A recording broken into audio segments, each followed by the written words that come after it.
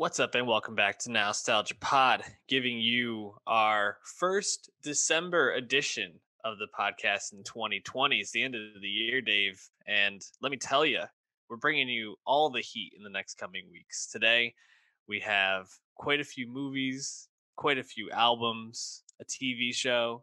Next couple weeks, we have lots of movies, TV, end of year.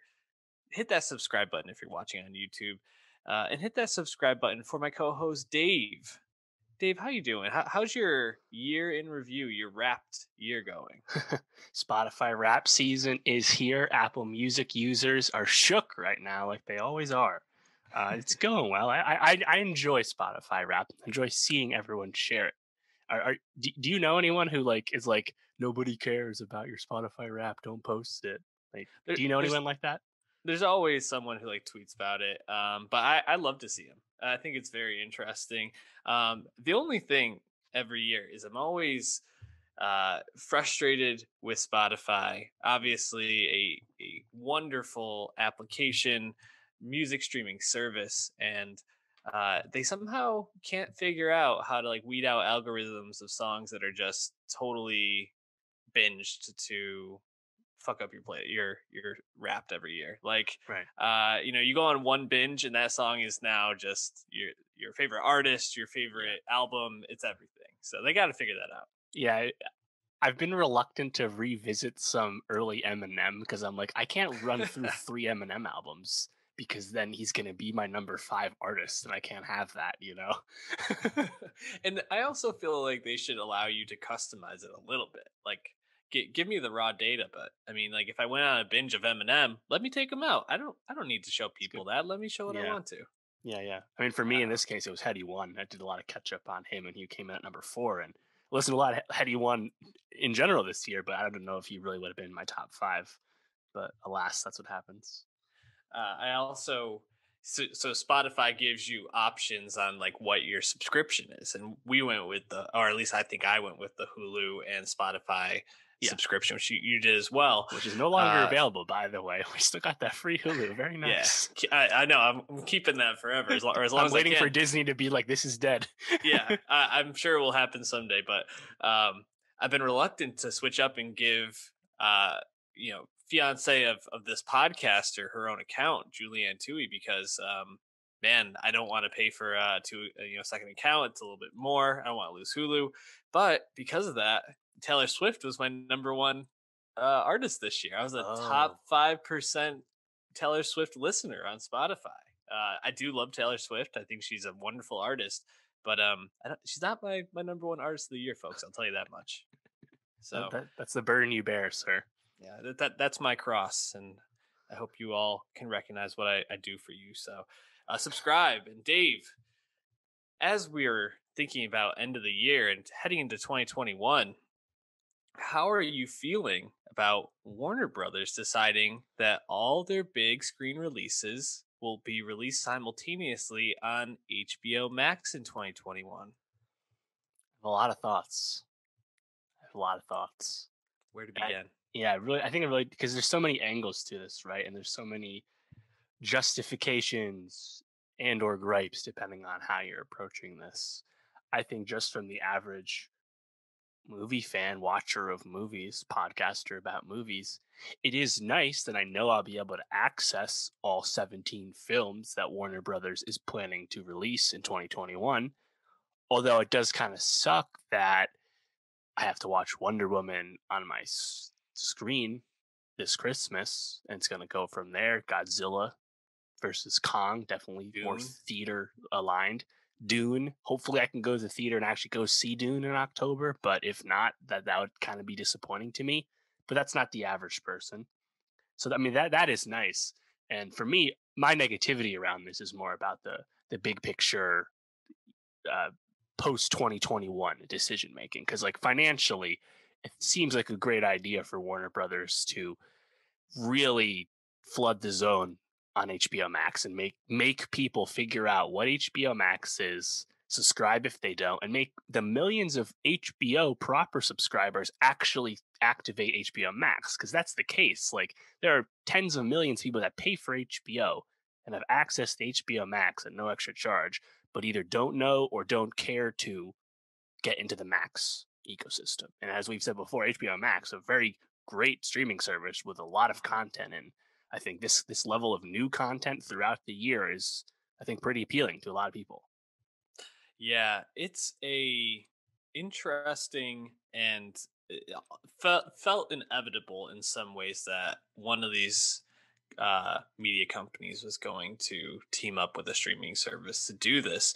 I am surprised that it kind of just dropped out of the clouds the other day, honestly, and really shook things up. However, I feel like this is something people have been talking about forever. I mean, even since we started the podcast, what was it? The screening room Yeah, Sean was Parker.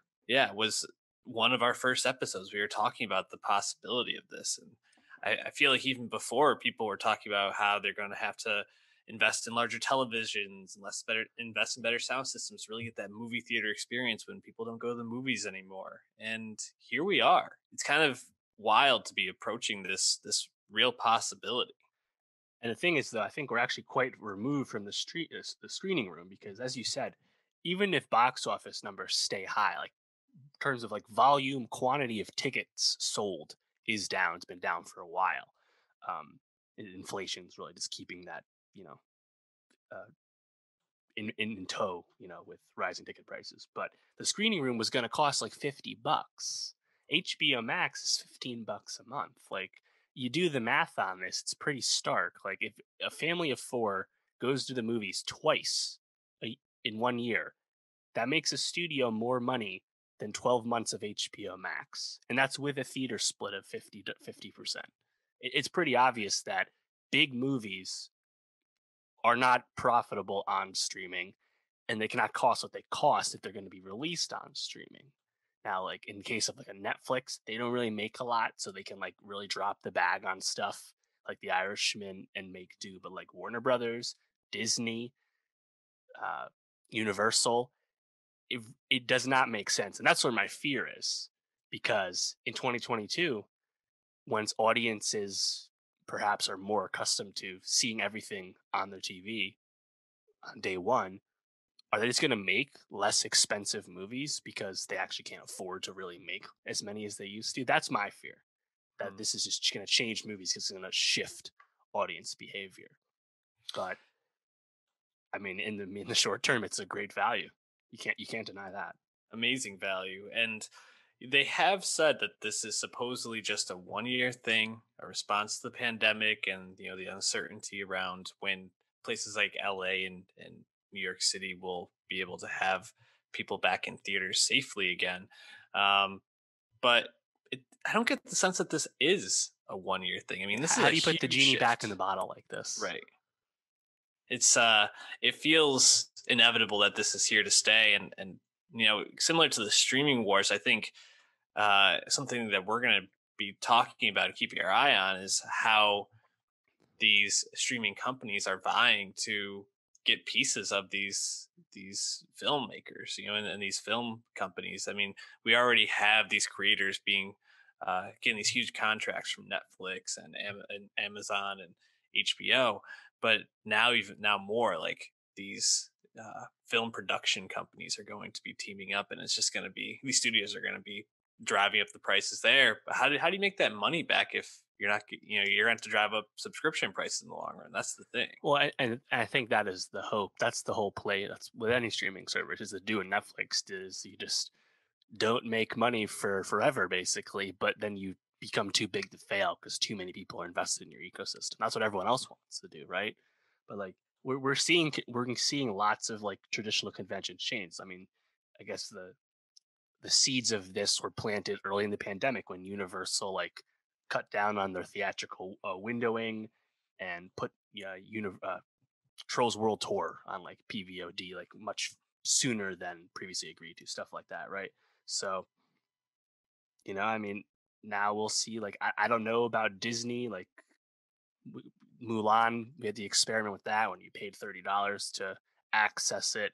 This is quite different than that because, like, Mulan's making a lot more money, even with people splitting that $30 price on top of the Disney Plus subscription, right? Hmm. And we know they've put Soul on Disney Plus at no extra charge coming out on Christmas, but I mean, we're going to see Black Widow debut on Disney Plus. I'm very skeptical of that because Disney's doing really well with Disney Plus. They are making money, even if they're not making money from all their, you know, sectors like cruises and parks. So, and a movie like that, is a guarantee to make money worldwide, not just in the Yep. U.S. I don't know, but Warner Brothers, to announce their whole 2021 slate, it's a focus on HBO Max first and foremost. That's what they care about. That's why they're doing this. So I just hope that people still want to go to the movies a year from now when they're actually able to again.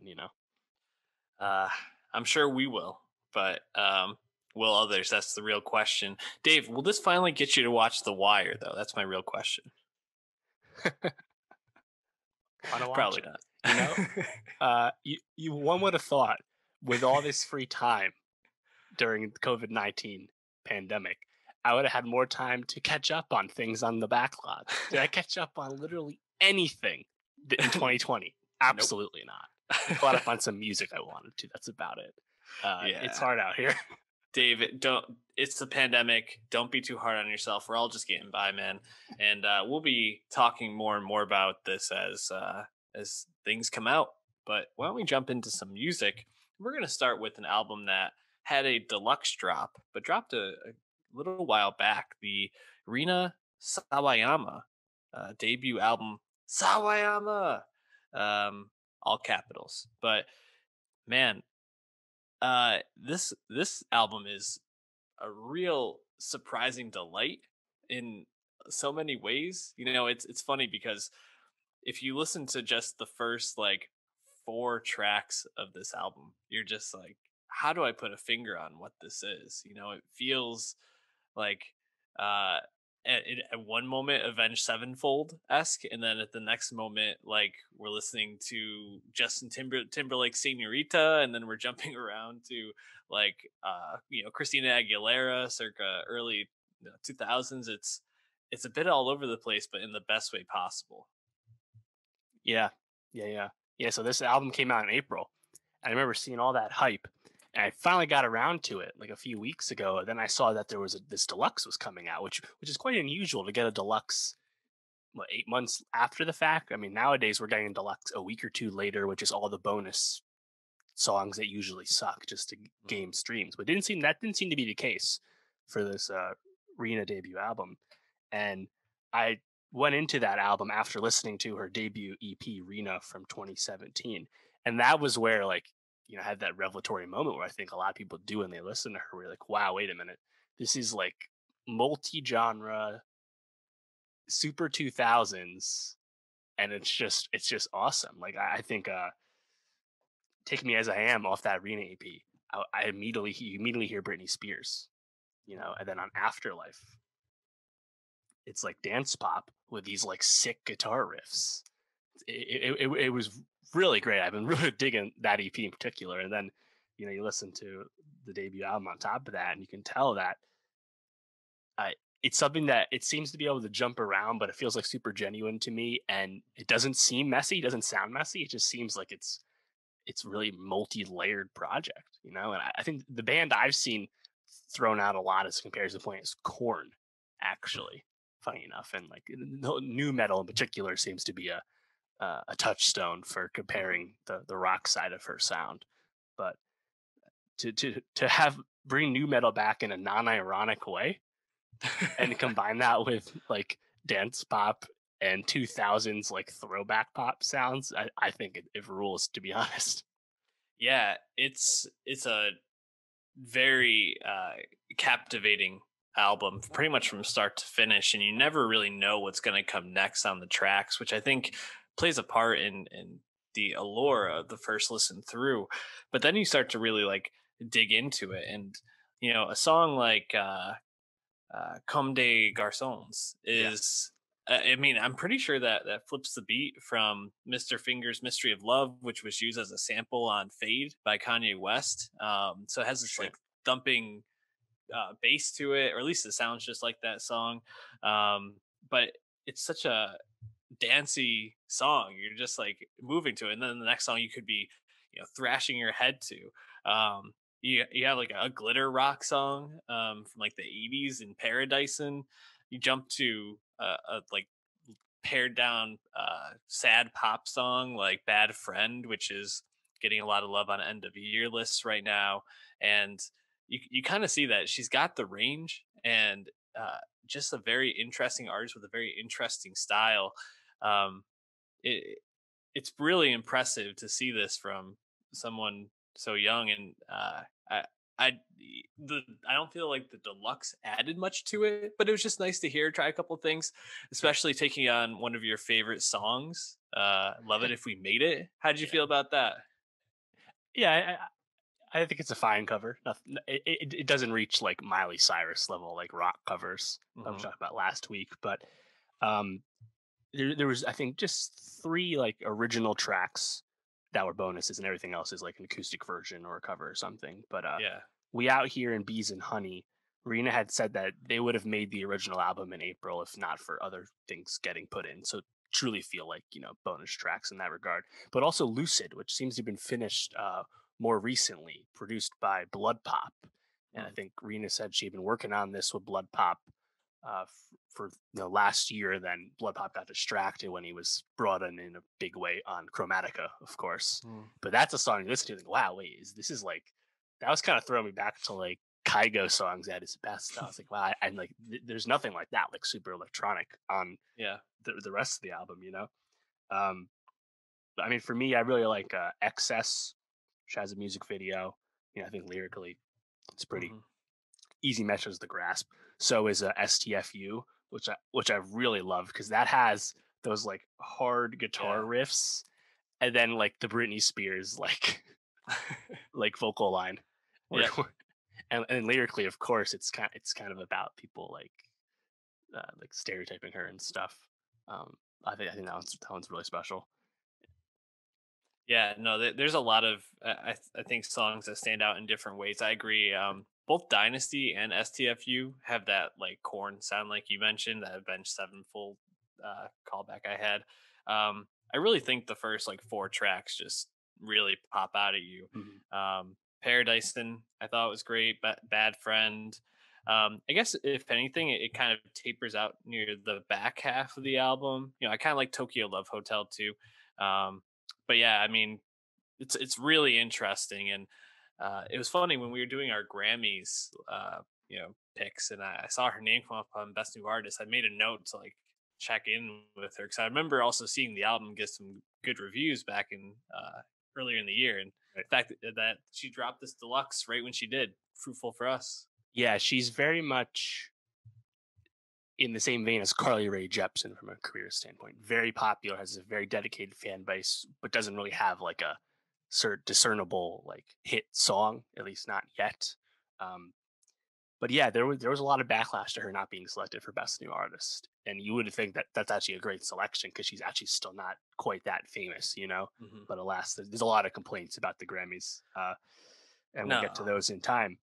I think one notable conversation that arose from this breakout from Rena as well is that she was not eligible for the Brit Awards or the Mercury Prize because despite living in England for 25 years of her life, she was born in Japan and Mhm. still holds a Japanese passport because you cannot be a dual citizen if you're from Japan, and she has like family back there and stuff. And even though she had like there's this like status you can have in England where you're allowed to like stay there permanently, like and not have to go back. Like your visa, nothing expires. Like you're basically a permanent resident. You're just not a citizen. She has that status, but she's still not eligible for all these British specific awards and prizes. Mhm. And I think that started a conversation about defining Britishness, which has been very much a unfortunate topic in the past few years. Mm. So I think we'll probably hear more about that in time. But either way, I think Rena certainly is not going away. Quite the stretch of accolades in 2020. Apparently, Elton John's a big fan of hers and calls her up from time to time just to say that he's looking out and is a fan. Elton John becoming just everybody's like, I don't know, cool uncle, just like popping into things. Especially if you listen to the Yeah, Ringer music show. him dropping by for my beautiful dark twisted fantasy just sounds like such an awesome moment. Um, anyways, Rina Sawayama, check out the new album. Why don't we move on to the saviors of rock and roll, Dave? These are the ones who are going to save us. Yungblud. Uh, Weird, their most recent album. I guess you can count this as their third. I don't think the 13 Reasons Why album really counts for them. Second. So yeah, and I guess the other one's a live album. So this is their second studio album, and I gotta say, I have not listened to music like this that's new in a very long time. I go back to Taking Back Sunday, Fall Out Boy, that early like 2000s emo rock sound, that really infused a lot of like pop and other sorts of like fun genres at that time. But I really was getting nostalgic listening to them, and uh, very hit or miss album for me. Young Say that Blood. again. I'm wondering. Yeah, it seems like you were on the same boat. What did you find hit, and what did you found missed about them? Yeah, well, I just kind of been interested in his career because it seemed to have come up out of nowhere. He very much gets industry plant charges because he just debuted a few years back, already signed to an imprint of Universal Music Group. And everyone's like, Mhm. huh? That's weird. But and it's been quite meteoric since then, making hit songs with Halsey and Machine Gun Kelly and the like.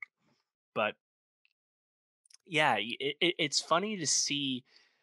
I guess this is like the Gen Z rock that's at its most popular, right? Like a Gen Z person making music that's lyrically in that sentiment. But it's funny to me if you listen to Weird, because it jumps around a lot. I don't really know if Youngblood has much of an identity. I've kind of been honing that thought for a while because my favorite song that he's made came out just last year. It's called Parents. It has a music video that has almost like a hip hop cadence to it. Very easy message to understand about your parents don't know shit about what you're going through. Don't listen to them. Nothing new ground there. But for some reason, I really like that groove. And then on this, it's like, wow, he's jumping around so much, but I just don't feel like he's convincing anyone of like like what his music is. Cause like sometimes I'm like, oh, this is like Matty Healy karaoke. And Matty Healy is already someone who's like barely a rock star in the traditional sense, right? He basically makes pop music. And here Mhm. Young Blood just kind of copy a Matty Healy thing on like Cotton Candy in particular, that hook, the you. It's like that's fucking 1975 shit right there. Yeah, and Like and even go ahead. he just feels like he like sometimes presents as having an edge to his music and sometimes pulls that way back, you know. And like for 1975, I think are quite genuine in how they jump around. It makes sense to me at least. Young Blood, I don't know. It's quite scattershot. I think the 1975 wannabe comparison is right in line with kind of where I was at. God Save Me, but Don't Drown Me Out has this like interesting guitar or drum beat that just is like a little stilted and like stuttered, and then the way he sings over it, kind of in this like I don't know, talky type voice, it really reminded me of like Love It If We Made It in some ways, and I was just kind of getting very strong 1975 vibes from that song as well. And then I'm looking through my notes, and it's funny. Everything was me pairing him to another artist. I was like, "Oh, this sounds very Reliant K or The Fray on Teresa," which is this like love song that he tried to write. I put down this reminds me of a Beastie Boys attempt on Super Dead Friends. I mean, it's just feels like he's reaching for this like pop punk space, but not really defining himself within it, but kind of doing a lot of things okay. I do think there's one song though that's an absolute bop on this, which is Charity. The chorus and hook on that song, just I thought that was really catchy, good tune. Definitely was vibing with that. But outside of that, I really found a lot of this to be good, but pretty unmemorable and in line with just trying to do things other people have already done better. Yeah, yeah. I think a big part of that is he's lyrically not that impressive. It's pretty simple usually. I think the best he gets with that is probably Mars, which does seem to have a nice message. And from what I understand, his tours and shows when they could happen, he attracted quite the motley crew. He seems to definitely appeal to people that feel like outsiders and stuff, and that's cool and all. But I still think the music could take a step up a little bit, honestly. And like you have this song, you have an MGK song on here. One of your I could I rapped could artists. I couldn't quite place the melody that Kelly in particular was doing on this, but it sounded really familiar. I want to figure that out still. But I actually think they made a better song last year on Machine Gun Kelly's album. I think I'm okay. I think it goes a little Mm. harder than this. But Yeah. yeah, he's a weird one, man. Hence the album title. uh, Weird is good, but be more yourself and weird. Maybe less other people and weird. But it is what it is. And we're gonna move on to someone else that's weird in probably the best way. That's Rico Nasty dropping her new album, Nightmare Vacation. Dave, Rico Nasty. Where's she? Where are you at with her? Where is she on your like rapper? I don't know, rankings or wherever you tiers, I guess. Oh, I haven't thought about her in a tier sense, to be honest, just because hit making wise, she's still on her way up with that. But very high. I mean, I hold her in very high esteem. I have for 2 years at this point. I think she's really cool because she's someone that actually and genuinely can switch up her sound and her delivery and her vocal lines and her energy from song to song and have it make sense because she actually just makes a lot of different music at this point, and that's very exciting in hip hop. Um, you think back to the XXL cover last year, it was the three women on there were her, Tierra Whack, and Megan Thee Stallion, three very distinct individuals, and that's probably the best thing about Rico on its face is that she is very unique. And I think Nightmare Vacation, which is funny enough, being billed as her debut album, even though I feel like that Nasty mixtape from 2018 was really her debut. It was her Atlantic debut anyway.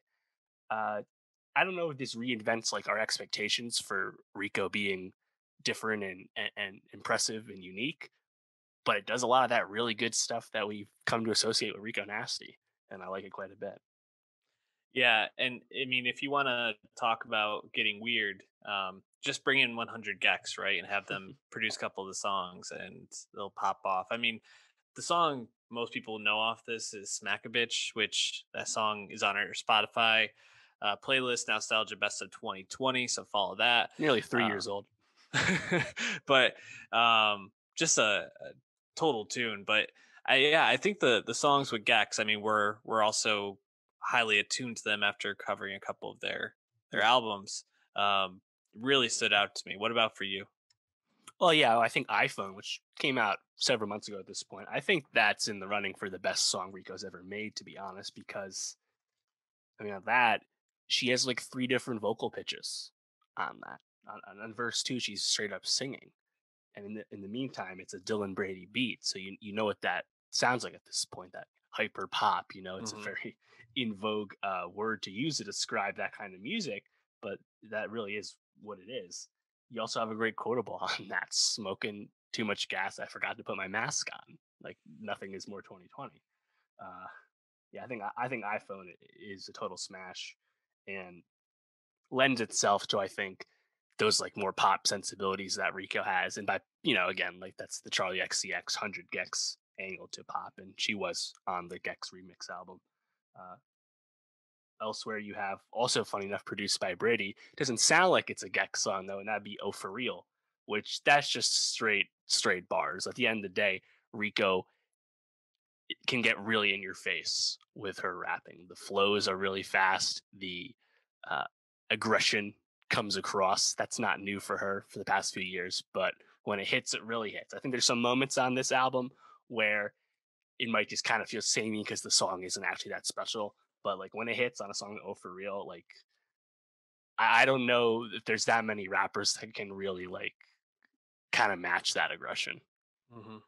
Yeah, it's I think it's a good pairing of Gex and Rico because while Rico can bring, like you said, that aggression, that fire, that spiciness, I feel like Dylan Brady can just bring the weirdness and that like intense I don't know, mechanical electronic sound that's so distinct, and Yeah. those paired together I never would have thought of it, but what an awesome pairing.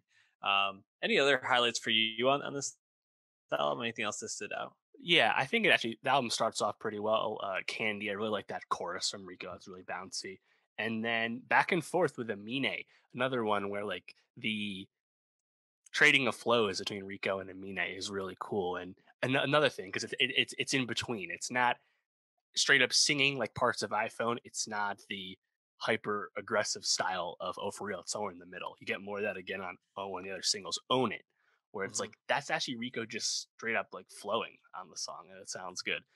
And she's just really talented, man. Like I think one of the most disappointing parts to me, honestly, was the Smack a Bitch remix. Which I mean, Smack a Bitch again, almost 3 years old, but that was the song that kind of put her on the map when she brought in Kenny Beats and got more aggressive. But the remix featuring Ruby Rose, Sukihana, and PP Cocaine. Um, I didn't love those features on that. I mean, like lyrically wise, I get what they were going for, but I still don't know if Ruby Rose is much of a rapper. She's more famous for social media still. And PP Cocaine's basically like TikTok Takashi, so I'm okay with that. But overall, I mean, Rico Nasty, man. If you're not on board, you're just missing out because no one else is really trying to do anything like this. Yeah, she's special. I feel like, and it's funny going through a lot of the end of year lists that are coming out now for songs. You see Megan the Stallion all over them, and I feel like while Meg definitely does the numbers, and some of her music is just absolute fire. I mean, just check out our most recent Hmm. review of her album, but um, it feels like Rico is kind of right there in terms of weirdness, just in like a totally different lane, Hmm. uh, and I love it. It's great to see these artists just rising like this. You might be hearing a Rico song pop up on my top 10 songs of 2020. So subscribe, youtube.com/nostalgiapod. Don't want to miss that. Don't want to miss it, and you don't want to miss us talking about Shawn Mendes, He'll treat you or better, do man. you? Yeah, I mean, I might be in stitches after this review because I was not too impressed with Wonder. I'm just gonna start out there. Wow. Um, it's Here funny. come the thumbs downs. Right, I know the Camilla Cabello, Shawn Mendes. Do they have a name? Are they like Oh, they must have a name. I actually don't know if they Shamia do. or something like that, or like That sounds right. yeah, probably something like Yeah, that. because you can't do Camilla and Sean with Camilla first. Yeah, Yeah, Shamia. yeah. Get it? They're So in love. It was really the subject of that second Camilla album, and I thought was kind of a detriment lyrically. We talked about that last year. Um, but their love is quite fruitful. Senorita. Did you know yeah, that is the eighth most streamed song of all time on Spotify? Well, you do now. I'm not surprised by it. I mean it's it's a good pairing for the both of them in terms of star, and maybe they really are in love. I don't know, can't speak to the relationship, but I know I've never really been super impressed with Shawn Mendes. I mean, I think he makes good inoffensive pop music, kind of a mix of Ed Sheeran with like a Justin Bieber Mm, like heartthrob vibe, like early John Mayer, Justin. a little bit. Yeah, I guess I feel like John Mayer's got a little more bite, but I guess if He you're does. yeah, Definitely. if John Mayer strictly wrote songs like Wonderland, Your Body's a Wonderland, maybe that would be Shawn Mendes. And he's coming out with this album, Wonder, which is I think what like his third album. Yep. Um, First in 2 years. and Dave, uh, what do you like about this album? Why don't we start today? Let's start with the good stuff. Well, I will say, I think this is quite easily his best album to date and has a lot of my favorite Shawn Mendes songs. And again, not that that says a whole lot if you're listening to what we're saying, but like apart from like Treat You Better and There's Nothing Holding Me Back, haven't been a big fan is I don't really care for Senorita, which I find quite bland.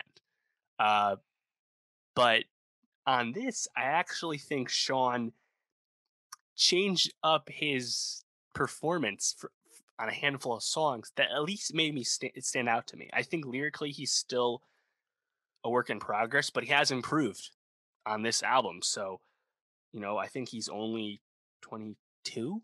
Like he's in his early 20s. He's a very young man still, and I think that'll continue to grow. You'd hope anyway. But yeah, there were some moments I liked, and I think they stood out to me more than anything else. Like that last album from 2018, self-titled, didn't really care for it. He had some hits on that, sold well for him, but I thought that was probably the first album where he felt like a real established artist. Post being a nobody on Vine making music. He Mhm. felt like a real artist 2 years ago, and now I feel like there's actually some real growth on this. And it's funny because there really is nothing holding him back. He's actually top 10 in monthly listens on Spotify coming into this album drop. So, we saw that we've everyone's seen the star for years at this point, but it's actually happened and been delivered on. He's truly like at the top of pop, and it's kind of funny to see him have someone like Bieber on this album because Bieber very much is one of his forebears. Yeah, when you said you can see the growth, I was gonna say, is this someone that needs growth in terms of quality? Because to say what you want about what he puts out, people eat it up. He's like you said, he's top 10 on Spotify. Probably one of the biggest rising male artists, if not already established male artists in music, at least popular music. It's very impressive how he's been able to do this. Well, I mean, maybe not getting the critical acclaim that people might expect. And I agree. I think he takes some swings on this album, which I give him credit for. But I also hear just he's got like three or four moves on this album that he kind of kept going back to the well Sure. on. Like in my second listen through, a song like Higher has like this real like moment where there's like this bass drop and it's just Yeah. like kind of plucking along. You're like, oh, that's cool. And then you get to the end of the album, and I think it was on Piece of You, or maybe it's Look Up at the Stars. Almost the exact same moment happens, and I was just like, wait, like this guy's just kind of like running it back, thinking we didn't remember what happened like 30 minutes ago. You get a song like Always Been You, and I feel like it kind of is similar to like Teach Me How to Love, where it's like this like stripped down like acoustic, very Hmm. soft love song. It's just like, that I get that he's a growing artist and figuring out what he wants to say, but still felt very samey and a bit, underwhelming at times. But I didn't have high expectations going into it. No. So Yeah, I actually wrote down a lot of those songs as well. Higher, that like upbeat percussion production stood out to me as well, and I thought his chorus was pretty tight on that. And then immediately following that up with 24 Hours, which is a much more uh, stark switch up because it's very stripped down and primarily just Sean's vocals, and that chorus kind of builds throughout the song. I like that one too. Piece of You, yeah. though, you're right. Again, that up tempo production. I think, funny enough, that one had a little more like disco energy from Mm. Sean's perspective, and everyone wants a piece of being indebted to disco these days. No doubt about that. Um, I thought "Look Up at the Stars" also is kind of interesting because those bass notes, like pre-chorus, were pretty cool. Um, I like that beat switch in the pre-chorus too. I think that's like really good like song construction. That song, even if like Sean sometimes is one of the lesser remarked upon parts of his own songs. Like I think the songs are really well done on this. And then yeah, you have the hit, right? You have Monster with Bieber, and Mm. that's very much of a piece with Holy, the other post changes Bieber song, and Bieber's is very righteous and reflective. But I actually think he's making better songs than he did on his own album from February. Like it's pretty obvious, isn't it? Like I like this and Holy way more than anything on Changes, even though like lyrically it's still similar to that Yeah. album. Ch- Yeah, it changes. I mean, the more we look back at it, the more just such a terrible album, such a letdown. But yeah, I agree. I think Bieber is making more interesting music with collaborators like this, dropping it on songs and on his Mm. own album. I agree with you in terms of Look Up at the Stars. I think that's probably one of the standouts for me. Um, I don't know. I guess I would not say I'm the biggest Shawn Mendes fan as anyone that's gotten all the way through this review has figured out. But I do think, like you said, he's a young artist who is taking some swings, trying some things, showing some growth. Maybe better things are ahead critically. for Shawn. Probably can't get much better streaming wise, but who knows? Maybe he can, you know, even up that success. So good for him if he can. But why don't we wrap up on the albums there and move into something else that teens like a lot, which is Euphoria on HBO and Zendaya, Emmy Award winner Right. Zendaya. Um, yeah, uh, obviously reprising her role as Rue for this special episode. I think there's what, four special I think episodes there's that will be just coming. two. Next Just one's in two. January. Okay. Um, and last time we saw Zendaya went out on the first season of Euphoria on HBO to a Beyonce music video after her and Rue things fall apart with them, and the episode starts with Rue and Jules back together. Or do they? Because pretty quickly it devolves into Rue doing a little I was gonna say what's it called? Dinner with Andre? Is that the movie? Like pretty much a movie just or Mm, a 1 hour episode of Rue and her sponsor Ali at a diner yeah. having a conversation about addiction and life and uh probably the most low key or stripped back episode of Euphoria that they've had. Yeah. But I thought super affecting. How did you feel that this Yeah, special definitely. episode did? Yeah, definitely. I think, you think about Euphoria season one, and obviously we're losing most of the impressive young supporting cast with this special. And you're also missing those kind of obvious artistic flourishes that we associated with the Euphoria cinematography and the lighting and whatnot, right? And often that really stood out. And even if it came across as showy at times, no matter how you feel about it, it's clearly not here. We're really just in one place. It's a famous restaurant in LA. It's been in a lot of movies. And it's just about a conversation. And that's not usually been the speed of Euphoria, but when Euphoria got into, I think, that like heavier stuff and slowed down for a second, you get some of the most resonant aspects of the show, even if it's less flashy. And I think that's what this special episode should remind you of.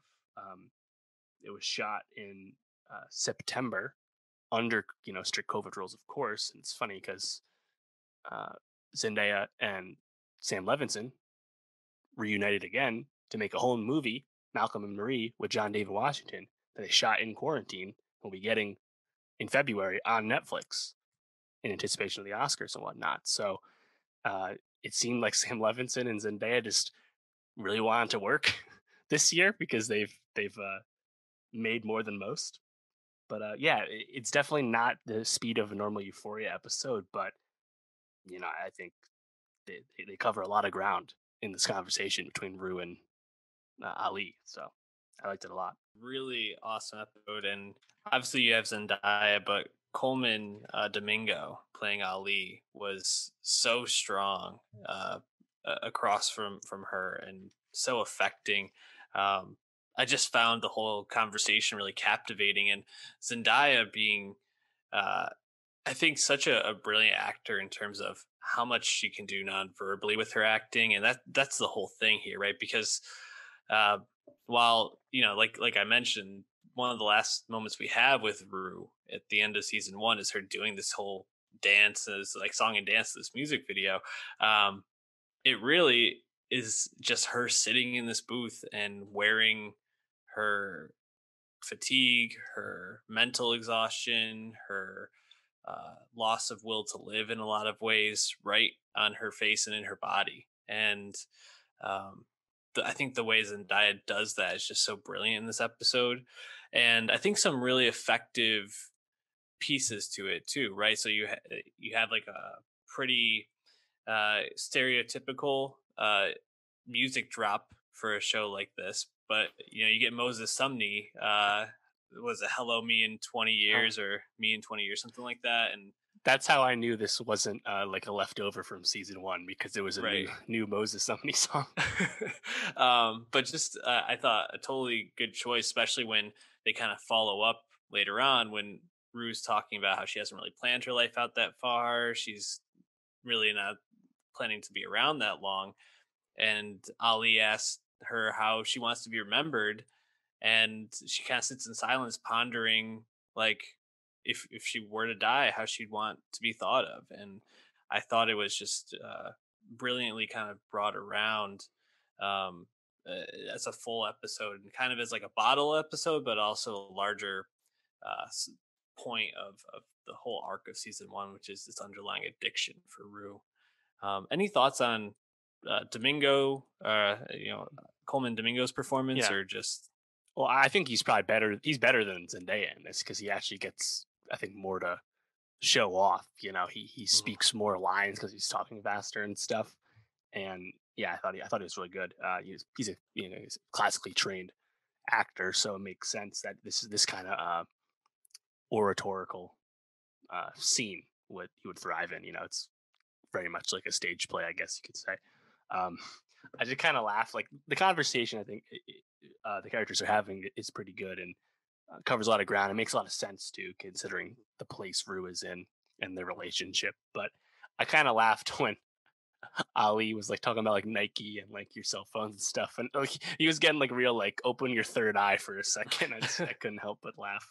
Um, but yeah, I mean, I think it's I didn't expect it to be as substantive as it was for a Yeah. special that they kind of just threw together as they wait to be able to make season two the way they want to, production wise. So I was impressed with how it is, and that second special comes on the 24th, and that's from Jules' perspective.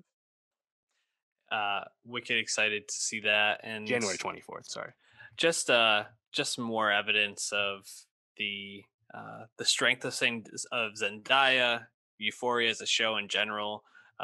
Obviously, this episode was a bit limited by COVID and everything around it, but to be able to have the range of this and just kind of pull it all together, make it still feel a part, is really impressive. So check it out. It's an hour of your time, and Euphoria seems to always be good.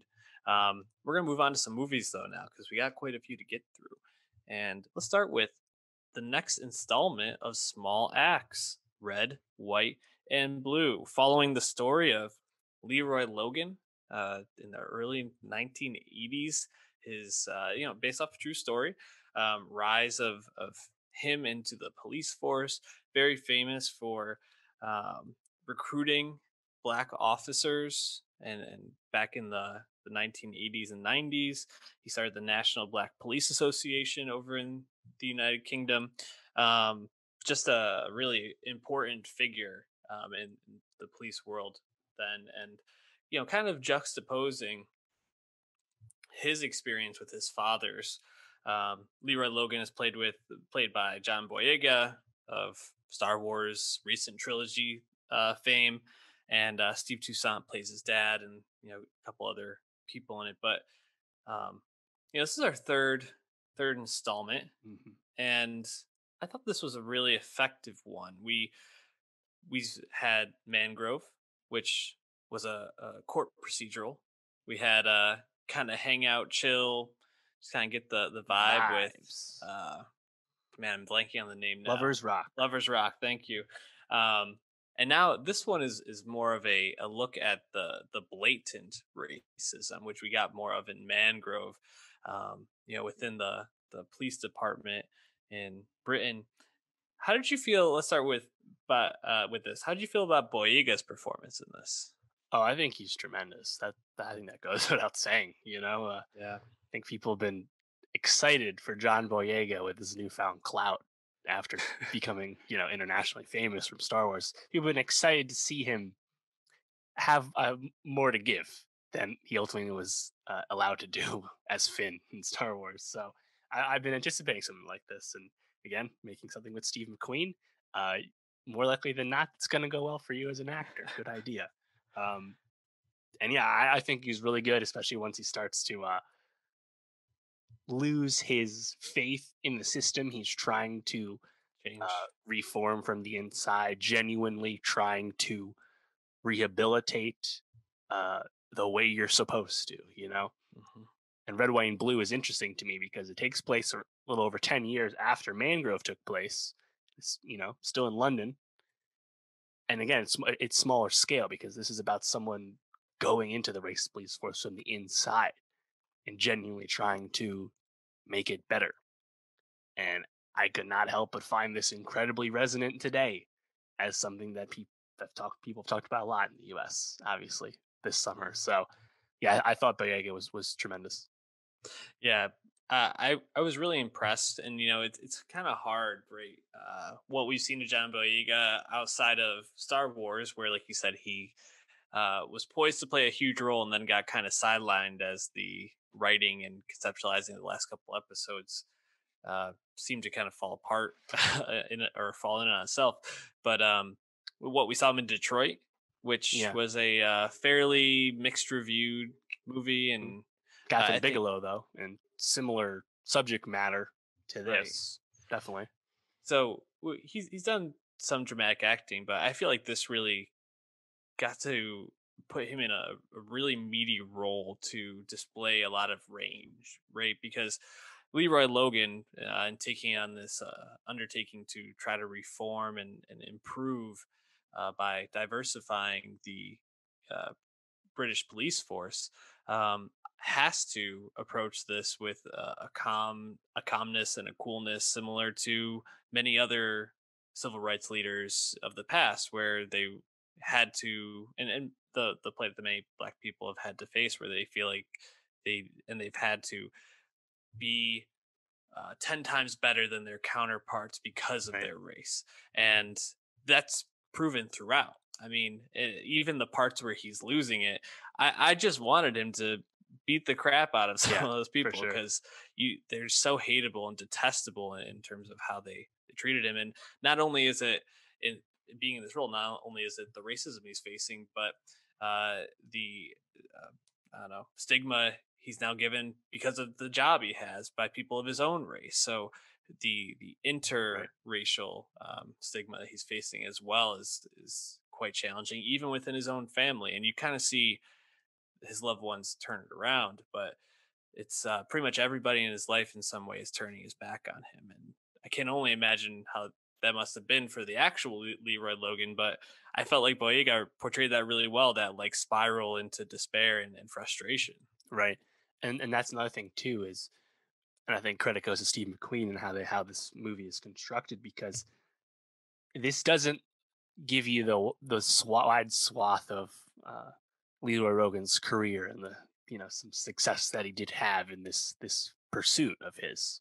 Mhm. It just kind of stops after his conversation with his dad, where they both kind of come to grips with what he's doing and acknowledge that it's a just cause, but who knows if it's going to lead to anything, right? Like they don't have like the happiest of chats to end the film, right? And like it kind of reminds me of how Mangrove ends, because Mangrove ends in triumph, the Mangrove Nine exonerated, right?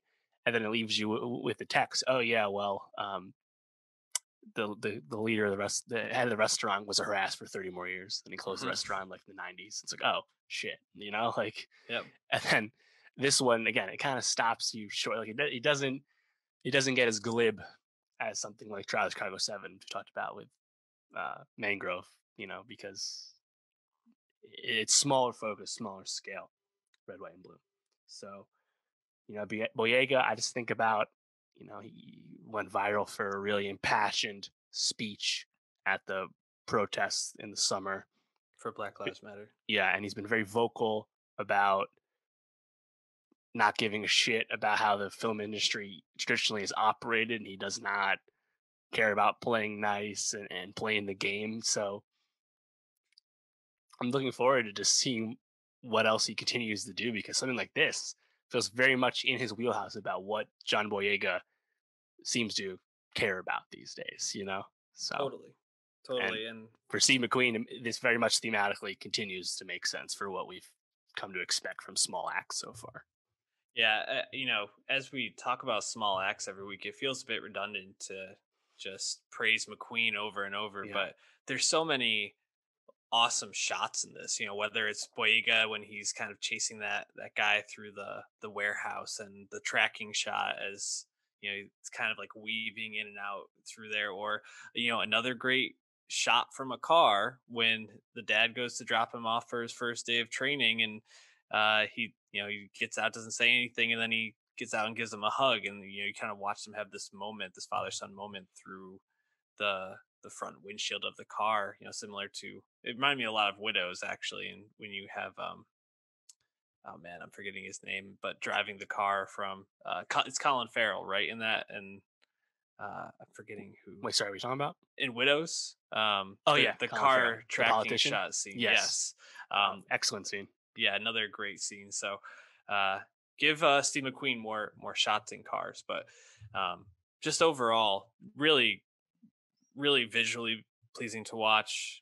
Great performances, and Mangrove continues to be, I feel like, much must watch TV every week. Like, I'm excited every time there's a new story being told. So if you're not watching yet and you've listened to our 3 reviews, please do so. Any more thoughts on Red, White, and Blue, Dave? This was the last one that was at New York Film Festival, a few months ago. So the last two we're getting, Alex Weedle and Education, were previously unseen by American critics, but very excited to see this continue. I think, as far as I know, there's no like super famous actors left in the run. Obviously, we've had a big amount of those so far with Letitia Wright and uh, Boyega to this point. But I mean, Steve McQueen. What else can you say? Well, from one young up and coming actor to another, Riz Ahmed, starring in Sound of Metal, a movie that just dropped on Amazon Prime last week, premiered at the Toronto Film Festival Last year. last year. Um, it's pretty crazy. So it was supposed to be released back in August, but with COVID-19, things got pushed to Prime, dropped November 20th. So I guess it's been out for no, it was released theatrically, sorry, on the 20th. Yeah. So dropped on Prime this past Friday. And you know, with Riz Ahmed, when we talked about the night of, oh man, what was that, 3 years ago now? More than that, Four though. That years was ago? 2016, I think. So 4 years ago, it felt like we were just like, yeah, Riz Ahmed gonna take over the world, being everything. And then, there was a little Yeah. bit of a lull. He was in Rogue One. Yeah, he was in Rogue One. He was solid in there. Had a supporting role, but he hasn't really had that performance that really gets to propel him as like a Right. top tier actor. Like, you taking the bag from Venom didn't do it for you? but Riz MC also, a fun little side thing that he's got going on. So he's not working. It's just, I feel like he hasn't really had that thing that's caught on, and I feel like Sound of Metal could be that performance that really propels him into top tier actor status, because I was completely blown away by this movie, directed by Darius Martyr, um, telling the story of a drummer for this metal rock band, and Black Gammon, um, stupid name, but him and Riz Ahmed's character and his girlfriend Lou, Riz Ahmed's character's name is Ruben, are this duo, and he's losing his hearing. And it really details how his life is altered by uh, losing 75% of his hearing, and how he kind of deals with that, and as well as addiction issues throughout, which I thought was a really interesting pairing of this. And I guess, Dave, just wondering, this was a small movie, not something that was super on my radar, but really glad we watched it. What was your takeaway from the movie? What were you left most with? Oh, yeah, it's got to be the Riz performance. Definitely the one we've been waiting for, as you said. And he has been nominated for Best Actor at the Gotham Awards. So hopefully that continues with Best Actor. I think he's very deserving and definitely a actor worth honoring. I mean, we say young because he's hasn't been super mainstream all that long and hasn't starred in too many things. But he's actually like 38. He's not like super young. So would be nice, I think, for that kind of adulation to continue for him. But yeah, I think with Sound of Metal, I think what's sitting out to me is I think it's really done well as like a story about someone losing their hearing and having the world turned upside down, and like it's handled with such care. Like a lot of the supporting actors in this film that are deaf in real life, Mhm. and I think that goes a long way because it actually benefits the uh, performance and the performances and the believability of the movie and all that. And you know, the head of the house he goes to live in, where he's trying to rehabilitate his ability to function as a someone becoming deaf. Uh, Joe, the head of that house, played by Paul Raci. Paul Raci is someone who is not actually deaf, but he's born to two deaf parents. You know, and you can tell in some of his scenes, like the scene where he feels betrayed by Riz when Yeah. he goes and gets the implants. You could you could feel that emotion he was feeling, and that's why you understand why he's kicking him out of the house. Mhm. So I think between how genuinely it seems to treat the deaf community and their struggles, and also their shared community, Mhm. and how they feel about it, whether it's actually disability for them or not.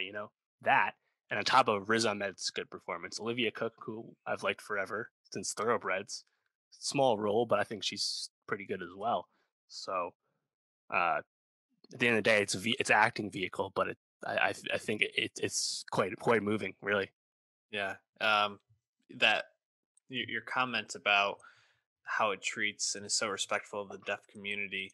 I thought some of the best scenes were when Riz Ahmed is working with the children in the classroom as he's kind of learning sign language at ASL as well.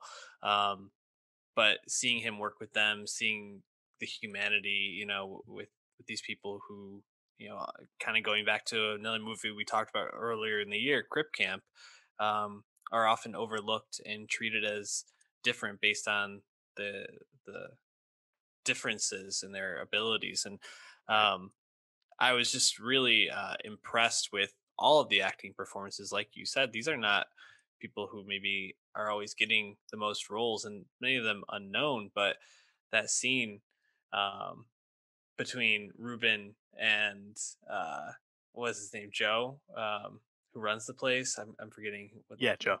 was. Joe, when Riz finally leaves, and then Joe just lets out that sigh and starts to like break down, just totally got me. And I think that scene, what stands out most is how you really come to understand how Riz was so codependent on music in Lou, to keep him sober. And the thought of losing that for good is sending him back into this dry drunk spiral, so to speak. And really effectively done. You can even see how in that conversation, Ruben is just completely jittery and thinking not clearly, uh, thinking very impulsively.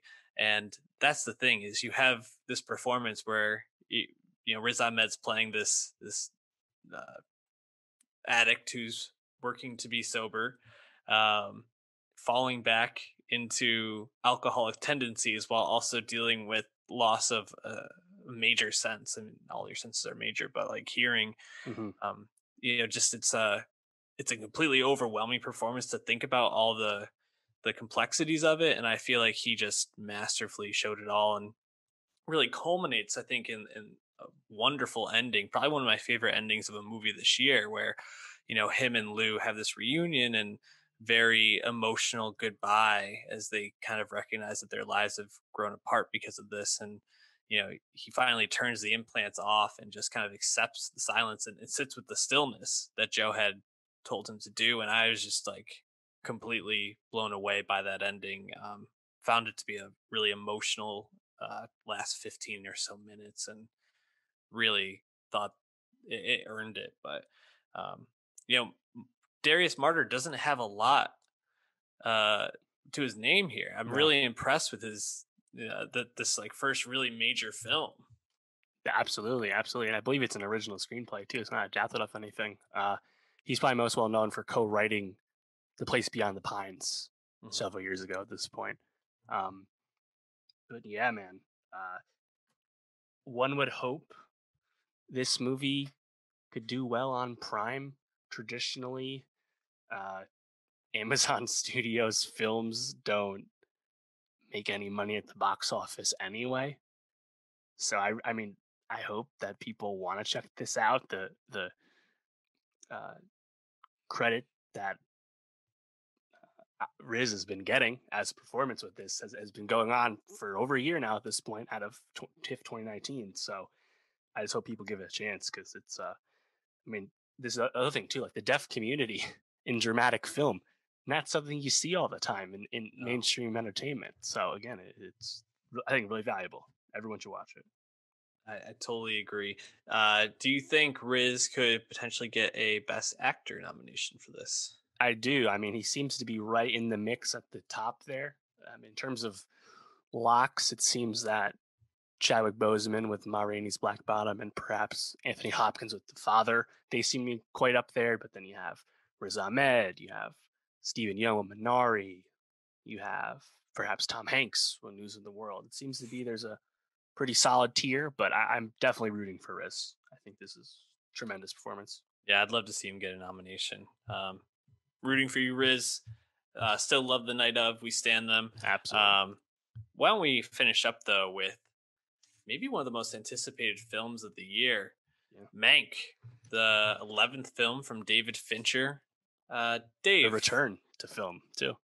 are It's you been a 6 years. are you a David Fincher fan? Do you like him? Think he I makes mean, good movies? yeah. I mean, who's like, I don't like David Fincher? That's so weird. You know? That you know that there's someone out there though, and I hope that they like turn this on, and we're hoping we were gonna just like totally eviscerate him, and now it's like punching the air. Yeah.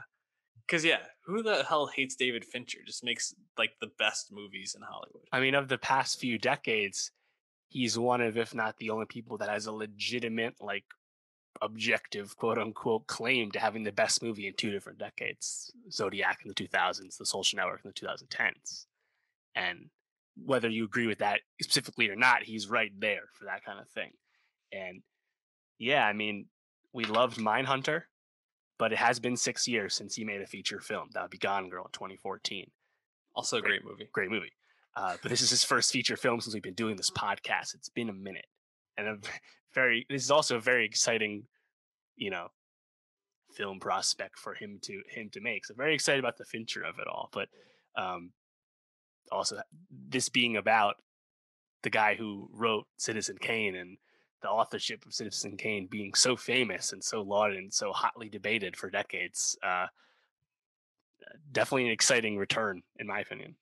Yeah, Dave. Maybe a good place to start with this is I know we both recently watched Citizen Kane in anticipation of this movie. I'm not Yes. sure if it was a rewatch for you or not. I'd only seen scenes throughout my childhood. I never actually watched it straight through. Yeah. What was just your impression of Citizen Kane? You know, obviously regarded as one of the best movies of all time, but Right. So I had never actually seen it. I had seen some like stills and stuff, but it was a movie that um I don't think I ever like, was this ever on cable? I don't think it was. Like, not a and lot. like no one ever put it in front of me growing up, so it was just something that I knew everyone said was amazing and I should watch it. And when I made an I Check Movies account in 2010, it was on the watch list. I've wanted to watch this movie for legitimately 10 years at least, yet I haven't until uh very recently. But yeah, as you said, it's one of the most widely regarded films of all time. Was the top of the Sight and Sound poll for decades until the most recent poll when it slipped just to number two.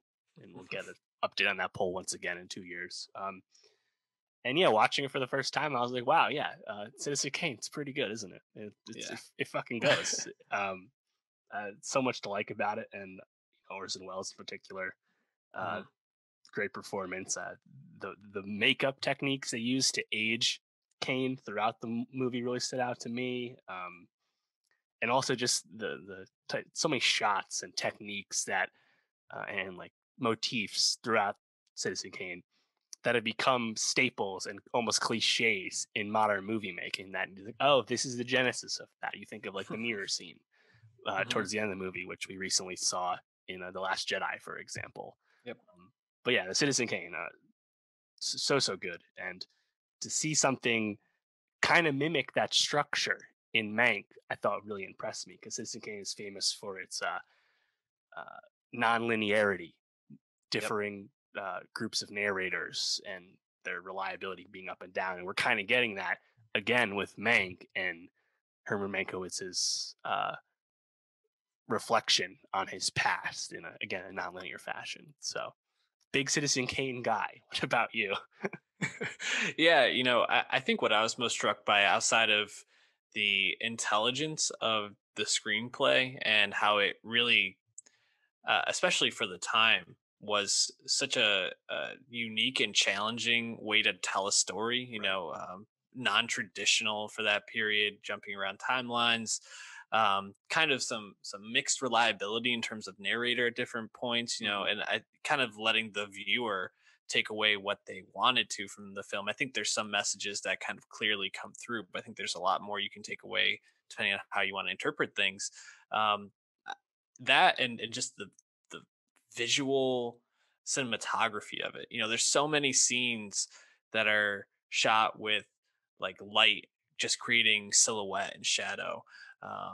Really large open spaces. I'm thinking about like Kane sitting in front of the fireplace as his wife, works on the puzzle, and how that room just felt massive and hollow and so Right. empty, and it really created that sense of like loneliness for Kane. It's just so impressively done for that time period. I mean, to like movies at all and watch that, and if you came away saying you didn't find it impressive, at least I don't know if you really like movies as much as you think you do. Right. Exactly. So we come into Mank, this story, like you preface very well, about Herman Mankiewicz, a famous uh theater writer, screenwriter, critic, very intelligent man, Jewish American, um, and I found this to be a interesting, and I felt like a little underwhelming. But I also think that speaks to just how high my expectations were for Fincher, that I Hmm. was like, this movie is gonna blow me away. And I think I left it being like, that was pretty good. Great homage, I think, in a lot of ways to Kane. Like you mentioned, it mirrors or mimics a lot of it. But I think it didn't quite meet the lofty expectations I had for it.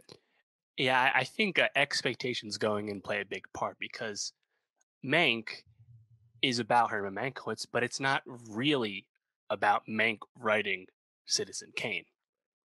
And I think going in, a lot of people expected this to be Fincher's thoughts on Raising Cain, the famous essay from Pauline Kael, the lauded film critic, and where she questioned the authorship of the Kane screenplay, which notably won the Best Original Screenplay Oscar for both Mank and Wells. Mhm. And the charge was that it was really all Mank. And, the auteurist theory versus movies being of a piece with everyone and the devaluing of the screenwriter. There's a lot of, I think, important themes and ideas that Kale was getting at, but it seems to be for the most part that the scholarship of that essay has been largely challenged and debunked, I guess you could say, but the spirit of what she was saying probably still lasts. So I think people were thinking that this might have more of a take, quote unquote, on that idea. And it's notable because Mank was written by David Fincher's dad, Jack Yeah. Fincher, who passed away in like 2003, I think it was. This movie was most largely written in the 90s, but apparently, actually, David Fincher, when he first looked at the pass of the script, that thought, that KLS thought, was more prevalent in the script, and David Fincher doesn't appear to actually subscribe to that. So he challenged his dad to, I think, change it, right? And like you watch this movie, and you get that big Wells scene at the end where Wells actually comes to meet Mank, but it doesn't really have as much of a, I think, pointed opinion on that idea. And Right. it's, like I think some people thought this was going to be like Oliver Stone's JFK, where it's like, this Mm. is what happened, Yeah. even though I have no idea if this is how it happened. So we didn't get that, but I was really impressed with something I didn't expect, which was the political resonance Mm. of the story, which is again communicated really just through the flashbacks. So Yeah. I think it's a really impressive movie. But yeah, I mean, expectations and hype were were high enormous. despite not really knowing a lot about what the movie really was going to be. Yeah, I agree. I think the political resonance is probably the most like the biggest takeaway. But as I'm thinking about the moments that really stood out to me, I think similar to Kane, this story is about a very complicated person. Obviously, when you think about Citizen Kane, you're talking about one of the wealthiest, most accomplished people in the country in that story. But Yes. in this, I mean, Herman Mankiewicz is a very lost and kind of like all over the place type of person. Hmm. He's an alcoholic, he's a gambler, he's got a lot of debts, but at the same time, you hear these stories about how he sponsored families to leave Germany Right. as the Nazis were taking over to help them get out of there. His movies and the things he worked on were banned in Germany because of how much he spoke out against the Nazi Reich. Um, you know it's a complicated person. You see moments where he's an absolute asshole pig, and you see moments where he's very sweet and gentle and caring, and um, kind of finding what's really at the center of all that. I thought was really interesting story to follow. Absolutely. And, you know, that's a big point about some of the virtues of Mank as a guy. Nicely contrasted later on, where Louis B. Mayer, who I think everyone knows is one of the founders of MGM, but also known for kind of being a piece of shit, really, and how he ran his studio and everything. But Yeah. his comments, I mean, like, Germany, you can't close off that market now, can you? On the topic of the Nazis, and I actually really like that first scene where you're at William Randolph Hearst's like dinner party where they're all kind of sitting around that room in a funny way. Everyone's on like couches and seats and stuff, and Hmm. kind of talking throughout this big room. I feel like a really awkward way to have people hang out together personally. Um, but that I really like that because that was when Mank was still in everyone's good graces because it's earlier on in the flashback story. Hmm. And that had like a pulse to it, the way they were all like chiming into the convos and stuff. Yeah. And I think the movie does a really good job of illustrating how eloquent Mank apparently was in real life. And they say Hmm. in the movie, Hearst doesn't like how you write; he likes how you talk. Hmm. And by all accounts, Mank was a really smart and engaging person to be around. It kind of explains how his career panned out, as he fell from grace, but managed to hang around for a long time. So Yeah, and I think casting Oldman, Gary Oldman, in the lead role was a smart move because Gary Oldman is known to be one of the most languid and intelligent actors out there at the moment. yeah, And I think he portrays Mank really well. It's funny. Um, we've seen Oldman do a lot recently. I mean, hmm he won for Churchill, right? I yep. mean, Darkest Hour, Darkest Best Actor. Hour, while maybe not being the most interesting film, I think definitely great performance from him. And you Hmm. kind of see him looking like a chubby Gary Oldman here, but I think really slips into that role and allows him to become Mankiewicz in a lot of ways, very impressively. Right. I like that performance as Mank. There's been a lot of talk about his casting because Gary Oldman is notably older than Mank was at the time of his death, let alone the time this movie's taking place and in the flashbacks. Also, we kind of got an unfortunate like Hollywood thing happen here where the actress who plays his wife, it's a small part, but Mank and his wife were born the same year in real life, yet the actor who plays her is like Okay. 30 years younger than Oldman. Hmm. I mean, like that's kind of like the whole Hollywood bullshit where they don't cast older women anymore. You didn't need to do that. And to me, it actually kind of made me raise an eyebrow because I was like, she looks quite young. That's his wife. That's not like his daughter or something. Like that was a little Right. strange to me. Well, and especially when it's kind of juxtaposed against Amanda Seyfried playing Marion Davies, right? And Yeah. looking really young and gorgeous, and I thought she was absolutely enrapturing in Yes. that role. I think you really get to see Seyfried show out more than I She's ever very thought good she in it. could, and it's kind of crazy because she's probably going to get nominated for an Academy Award for this and Right. supporting actress. I think she'll be the first one from Mean Girls to do that, which is Yeah. after Wait, Mean Girls came out. Rachel McAdams might have been Oh, nominated, right? I don't think so. I don't know. I'll look that up as we're talking, Yeah, but good point. it's just really uh, kind of crazy, like you were saying, to see this very young wife of Memphis who's the same age, so then looking the same age as this, I don't know, platonic affair he's having. Uh, pretty interesting. I'm wondering, outside of Seafried, were there any other performances or like scenes that really like swept you up, or things about the movie that really captured you? Sure. Oh, and McAdams was nominated for supporting in Spotlight in 2016, but Ah, she didn't win. good Seyfried call. might have a good chance to win, so Interesting. that would still hold your theory here. Yeah, I mean, I mentioned that dinner scene. I thought that had like a really nice pulse to it. I really liked, again, the resonant politics stuff where you get like Louis Mayer talking about his disdain for Upton Sinclair, and Mhm. that kind of stuff really progresses through the movie. Um, Mank seems to realize he has morals, and he can't help himself but stick to them, even if it's beneficial for him to look the other way. Right? Like you get that scene where the guy who makes the reels that are very anti Sinclair and doctored and whatnot, Mhm. like brings himself to tremendous grief, realizing that he basically like used his talents to mislead everyone about Upton Sinclair, and the election doesn't go his way as a result. That grief and Manx, like, I don't know, like he has like a tenderness to him where he sees that it's like, yeah, this is probably all lost, but like he's just trying to like keep the guy off the edge and stuff. Like Mhm. everything around the politics stuff, I really enjoyed.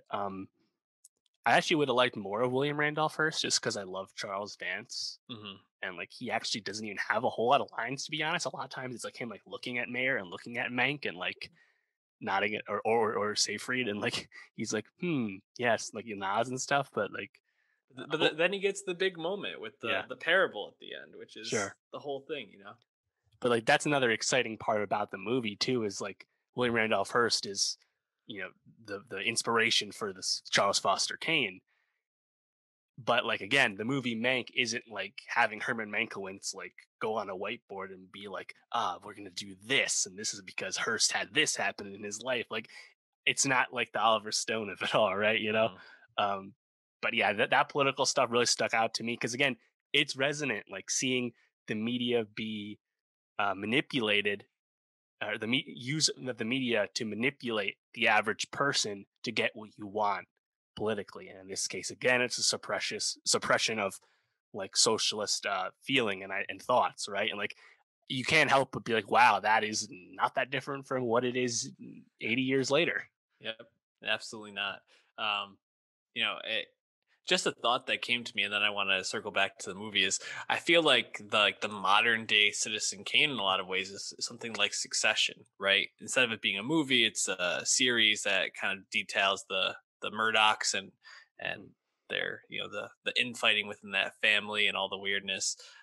Just kind of an interesting thought. But to circle back, I actually a scene that really stood out to me was the walk and talk with Mayor. You kind of get Arliss Howard getting to have this huge monologue as they walk. He kind of gets the scream at one point, and it kind of leads into him asking all the people to take MGM to take a pay cut, half of their salary. Right. And that scene, the way it's shot, where it's like him on the stage with the light coming down, like the crowd up, almost kind of like the Coliseum in a sense, I thought was just so beautifully done and really, I think, resonant of Citizen Kane in a lot of ways. Just I thought that was a masterful scene. I also really enjoyed when Mank goes out to talk with is it with Dance or who's he? Is he talking with Marion Davies' dad, right? Where they're outside at the shooting like the Western movie, and he kind of just walks onto the set and is Oh yeah, well that's Hearst, and that's her. they're Yeah, like that's what I they're thought. like dating, right, or Yeah. whatever. It's a Yep. kind of unique relationship, For sure. But given the age. it's definitely I thought that was just a very interesting scene to watch and great interplay between them. Yeah, Um, yeah, it's a movie that I'm sad that I only got to watch one time before we spoke, because I feel like you can go back and watch two or three times and you'll catch more lines, you'll pick up on more things, but the dialogue right. is so snappy. It's great. And like there are callbacks to Kane where like they reference things about the script, and if you had just watched Citizen Kane, like, oh, I know what they're talking about here. It's like subtle lines, right? Like they mention something about a sled at one point, and you're like, ah, Mhm. I know what that means, you know. Um, but yeah, I mean, the golden age of Hollywood of it all. It's just really cool to be because the movie's so um indebted to that kind of filmmaking, but also really, I think, accurate or is trying to be as accurate as it can, right? And like just being on like an old school movies lot Mhm. when they were in their heyday like that is really cool. And it's scored by Trent Reznor and Atticus Ross, like just about everything these days. But I really like that score when you first get on the lot and Mank goes into the screenwriting room and you meet all those other screenwriters at the studio, and there's like subtle like keys going on when they're like going around in a circle again, nice Yep. rhythm to it and stuff. And then a new guy comes in and like they're like, and what's the finale? And like they all look at him and he just kind of bullshits something and they all look Yeah. back at him. It's like I thought I really captured like screenwriters, you know. Hmm. Well, yeah, and how old Hollywood is portrayed, like what it was supposedly like, really really well done. And I feel like there's just um so much detail here that's really great. Um, I don't know.